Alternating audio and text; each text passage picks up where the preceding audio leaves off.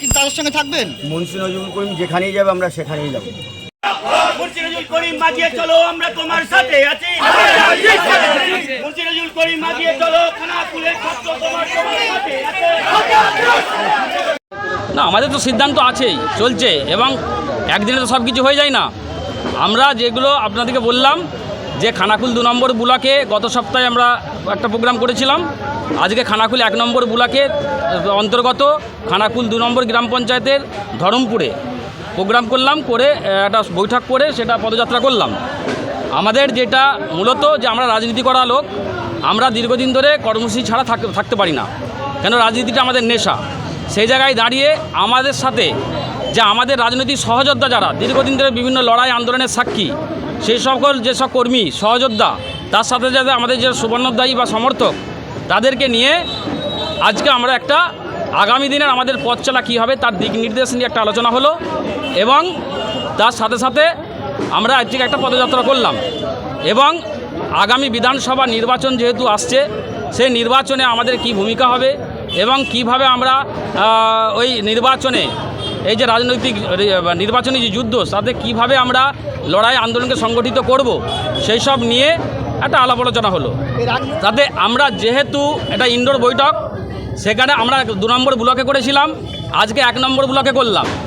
এরপর আমরা টোটাল যারা বিধানসভার মেন নেতৃত্ব আমরা এরপর নিজেরা বসবো, এবং তার নির্বাচন ঘোষণা হওয়ার পর আমরা বিভিন্ন জিপিতে যাব।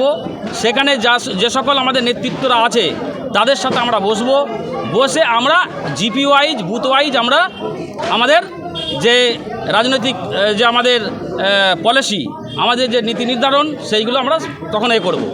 কোনো পাল্টা আমার তো কোনো রাজনৈতিক ব্যানারই এখানে নেই, কোনো পতাকা ফেস্টুন কিছু দেখতে পাচ্ছেন? আমার যারা দীর্ঘদিনের রাজনৈতিক সহযোদ্ধা, কর্মী, সমর্থক, ভালোবাসার মানুষ, তাদেরকে নিয়ে আমরা যারা রাজনীতি করি, আমরা একটা জায়গায় আলাপ আলোচনা করছি, এটাই। পদযাত্রা করলাম।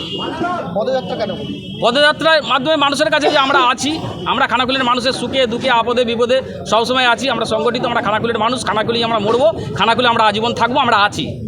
আপনাদের রাজনৈতিক ভবিষ্যৎ তো আমাদের রাজনীতি করছি, রাজনীতি করি, আর ভবিষ্যৎটা কি? ভবিষ্যৎ তো মানুষ ঠিক করবে। আর মুন্সি নজরুল করিম আমাদের খানাকুলের পথ প্রদর্শক। উনি যদি আইএসএফে যোগদান করে বা বিজেপিতে, ওই প্রশ্ন আসছে না। আমি একটা কথাই বলেছি যে মুন্সি নজরুল করিম স্ট্যান্ড বাই যেখানে হবে, আমাদের স্ট্যান্ড বাই সেখানে। উনি তো বলছে যে কোনো পতাকা ধরবে, কি বলবেন? উনি তো বলছে যে কোনো পতাকা যে কোনো রং হলেই ধরবে। দেখুন, পতাকা আজকে তৃণমূল কংগ্রেসের পতাকা ধরা থেকে শুরু করে মাঠ ধর কেস কাচারি সব কিছুই আমরা করেছি।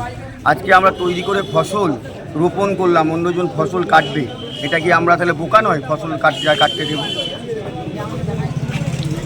কেন? না, আমাকে ডাকেনি কোথাও, আমি সে মতো করে দল আমাকে কোথাও ডাকেনি। এখানে খানাকুলে যা প্রোগ্রাম হচ্ছে কোথাও কেউ ডাকেনি। অতএব আমাকে এখানে নজরুলদা ডাকে, আমি এখানে আসি, বা রানাদা ডাকে, যেখানে প্রোগ্রাম হয় সেখানে। দেখো কি জানেন, আমরা হচ্ছে বাগদি কাস্টের ছেলে, এসসি কাস্টের ছেলে, তো আমরা লড়াই আন্দোলন করবো, মার খাবো, কেস খাবো, মরবো, আমাদের ইজ্জত নেই, আমাদের ইজ্জত নেই। তৃণমূল আপনাদের সম্মান দেয়নি বলছেন? আপনি দেখুন না, আজকে মার খাচ্ছে এসসি, মরছে মুসলিম, মার খাচ্ছে মুসলিম, সব কিছু এরা, আর এদের মর্যাদা কোথাও।